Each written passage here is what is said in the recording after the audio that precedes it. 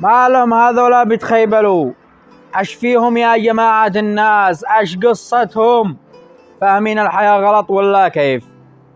افتش يا ابن الكلب، افتش يا ابن الذين، وغطى الربح الذي عندك. المصيبة ان هذا الصورة جايبة 10,000 لايك،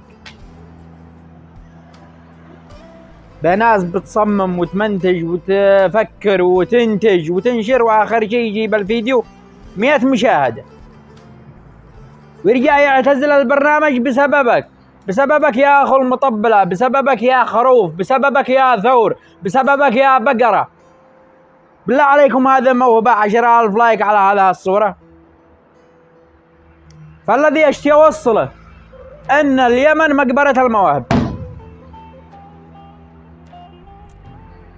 اكسر الجوال ولا خلي له فيديو ثاني؟